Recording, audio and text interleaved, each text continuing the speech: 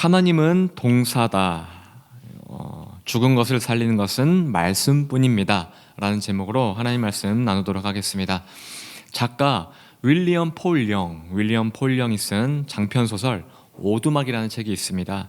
그 책에 보면 그 주인공이 맥이라는 주인공인데 딸을 잃어서 이 맥이 딸을 잃어가지고 슬픔과 분노에 가득 차게 돼요. 그래서 하나님께 원망을 하게 됩니다. 하나님, 왜 나의 딸을 지켜주지 못했습니까? 하나님, 정말 전지하신 분 맞습니까? 전능하신 분 맞습니까? 라면서 정말 분노와 그 원망에 가득 차 있는 그 맥을 오두막으로 초청을 해요. 그래서 그 오두막에서 성부, 성자, 성령 하나님이 사람의 형상으로 나타나가지고 한 분 한 분씩 해서 이제 하루는 성부 하나님과 데이트를 하고, 그 다음은 성자 하나님, 그 다음에 성령 하나님과 데이트를 하면서 이 맥의 마음을 녹여가는 그러한 스토리입니다. 그 중에 이제 맥이 하루는 성령 하나님과 길거리를 거니면서 이제 데이트를 하다가 성령 하나님이 맥에게 이제 위로를 해주시는 내용이 나와요. 그 중에 제가 일부를 알려드리도록 할게요. 성령님이 이렇게 말씀하세요. 하나님은 나는 모든 것을 창조할 때에 살아있는 것으로, 죽어있는 것이 아니라 살아있는 것으로 창조하였단다. 창조된 모든 것은 동사화라는 것이죠. 이어서 성령님이 말씀하세요. 계속해서 그러나 사람들은 동사화된 것을, 내가 창조한 동사화된 것을 명사화시키는 특이한 점이 있어. 무슨 말입니까? 동사는 움직이는 거죠. 살아있다는 거죠.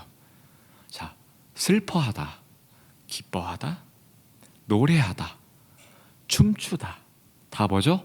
동사예요. 자, 다음 삶, 기쁨, 노래, 춤, 이건 뭐죠? 명사죠. 이 명사의 단어를 듣게 되면 일단 생동감이 느껴지질 않아요. 형식적이죠. 그리고 이론적입니다. 그러나 동사의 성질을 띤 글을 듣게 되면 어떻게 되죠? 생동감이 느껴집니다. 그리고 움직임이 있으니까 그 움직임에 대한 결실이 반드시 있다는 거죠. 또한 정체된 것이 아니니까 썩지 않는다는 거예요. 이것이 하나님과 죄인된 인간의 차이점이라는 겁니다. 오늘 본문 말씀을 보면 엘리야가 나옵니다. 이 엘리야는 기적의 선지자로 잘 알려져 있죠, 우리에게. 그리고 또 하나, 불의를 보면 참지 못하는 다혈질적인 영웅의 선지자라고도 알려져 있죠. 그가 손짓하고 한마디만 하면 하나님의 기적이 얼마든지 나타나는 능력의 선지자로 우리에게 잘 알려져 있다는 겁니다. 이 엘리야의 소개만 들어도 벌써 동사적이죠. 그런데 오늘 본문에서 나타나는 엘리야는요, 전혀 동사적이지 않다는 거예요. 명사적입니다. 정체되어 있고 썩어가고 있는 상태라는 거예요. 이제는 더 이상 하나님을 위해 뛸 열정은 없어졌는지 굴 속에 들어갔다는 거죠. 지금 굴 속에. 우리도 일상에서 이런 말을 자주 쓰고 나는 것 같아요. 누군가가 삐져서 한동안 보이지 않으면 그때 쓰는 말이에요. 야, 환성이 어디 갔어? 요새 안 보인다? 요새 교회 한 달째 빠지는 것 같은데 환성이가? 야, 걔 또 동굴 들어갔냐? 많이 들어봤죠? 표정들이 전혀 저는 많이 쓰거든요, 친구들하고. 야, 걔 또 동굴 들어갔어? 너 허나 삐지기만 하냐? 진짜 이 동굴, 그 동굴이 여기에서 출발했다는 겁니다. 동굴이 이 엘리야의 동굴, 엘리야의 삐짐, 그렇죠? 자, 움직임이 멈춰버렸다는 거예요. 스탑. 의욕이 제로가 된 상태라는 거예요. 아무런 소망이 없다는 거죠. 그래서 굴 속에 숨어 그대로 썩어버린다는 거예요. 동사로 지음받은 것을 지금 엘리야가 명사화 시키고 있다는 겁니다. 굴 속에서 이대로 썩어 죽기만을 바라는 엘리야에게 하나님이 먼저 다가오셔서 말을 건네세요. 내가 어찌하여 여기 있느냐? 자, 여기서 우리가 주목할 것은 어찌하여. 왜? 이곳에 있으면 안 될 네가 왜? 어찌하여? 동사적인 사역을 할 엘리야 네가 왜 지금 명사화시키고 있느냐? 왜 썩히고 있느냐? 이에 엘리야가 답변을 하는데 역시 동사적이지 않아요. 내가 하나님을 위해 열심히 유별나게 뛰었지만 보십시오 하나님, 결국 하나님의 자손들이 하나님의 약속을 저버리고 제단도 무너뜨리지 않았습니까? 하나님, 심지어 주의 선지자들도요 다 죽었어요. 저 혼자 남았어요. 혼자. 이세벨이라는 여왕이 지금 저를 죽이려고 이렇게 가득 혈기가 가득 찼어요. 무서워 죽겠어요. 지금 제 목숨을 빼앗으려고 하고 있어요. 하나님, 그러니까 이제 저 그만 괴롭히세요. 내버려 두세요. 더 이상 움직이지 않을 거예요. 그냥 저희대로 동굴에서 조용히 살다가 죽을 테니까 제발 참견하지 마시고 내버려 두세요. 이 엘리야의 말을 우리에게 적용해 본다면 이런 말과 같아요. 우리 교회가 예배하고 기도하고 선교하는 교회죠. 이 세 가지를 한번 적용해 보겠습니다. 선교? 1년 내내 내가 다녀봤는데 별거 없어. 그러니까 이제 더 이상 나에게 선교 가자는 말 꺼내지도 마. 기도? 내가 작정 기도도 해보고 금식 기도도 해봤지만 응답 없더라. 기도할 시간에 나가서 일하는 게 100번 나아. 그러니까 나에게 더 이상 기도하자는 말 하지 마. 예배? 내가 이 모든 예배를 빠짐없이 다 참석해 봤는데 변화된 건 하나도 없더라. 그러니 더 이상 나에게 예배의 예자도 꺼내지 마. 모두 특징이 무엇이죠? 공통점이 무엇이죠?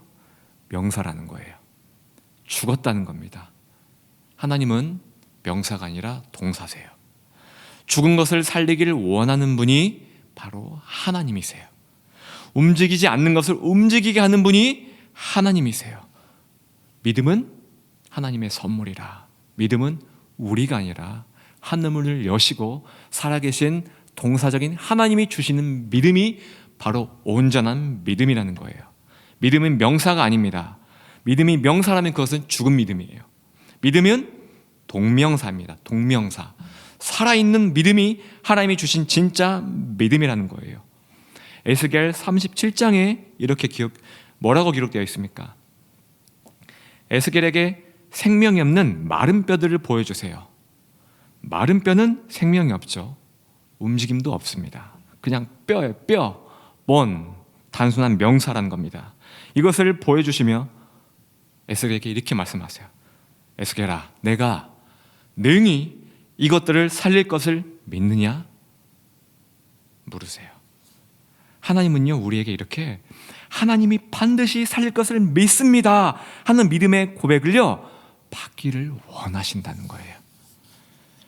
에스겔이 이 믿음의 고백을 선포하자 하나님의 생기가 마른 뼈들을 살아있는 군대로 만드셨다는 겁니다. 살아있는 군대, 동사죠. 명사를 동사화시켰다는 거예요. 하나님 스스로 역사하신 것이 아니에요. 에스겔의 살아있는 이 믿음의 선포를 들으시고 역사하셨다는 거죠. 그런데 본문의 엘리야는 살아있는 고백을 지금 하지 못하고 있어요. 지난 과거 하나님의 기적과 은혜를 그 누구보다 많이 체험한 엘리야였지만 그도 이렇게 망가지고 무너질 수 있다는 거예요.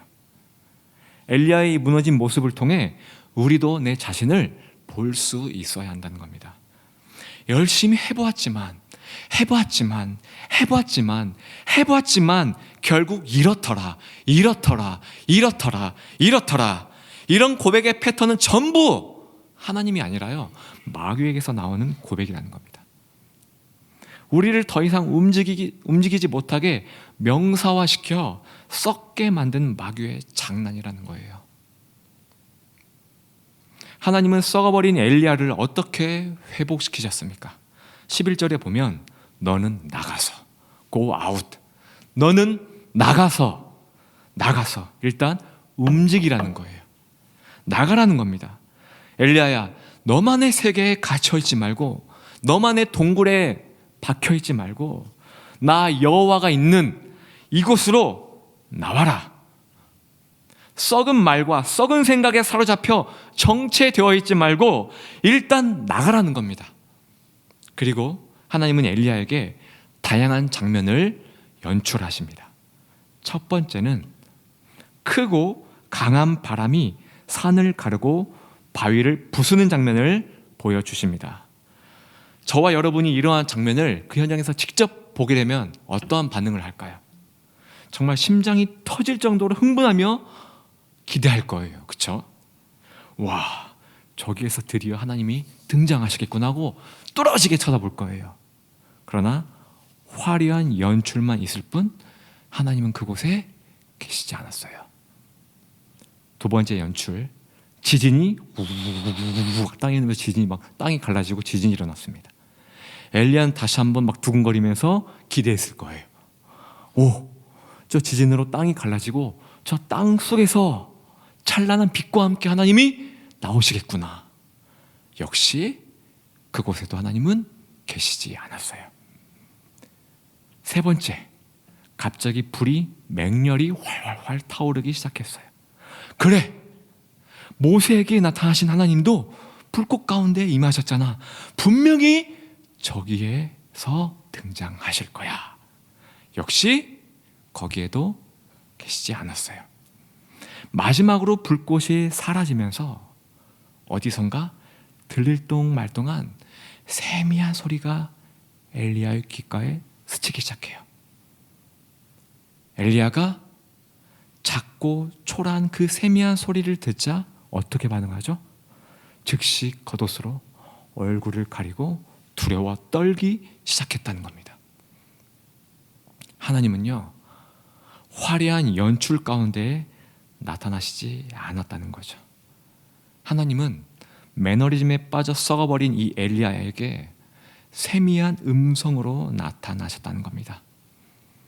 본문 말씀 이후에 보게 되면 하나님이 이 세미한 음성으로 계속해서 반복해서 말씀하시면서 엘리야를 일으키시고 결국에는 동굴에서 끄집어내가지고 엘리사를 만나게 하셨어요. 그 이후에 왕성한 사역을 또 계속해서 하게 하셨다는 거죠. 회복시키셨다는 겁니다.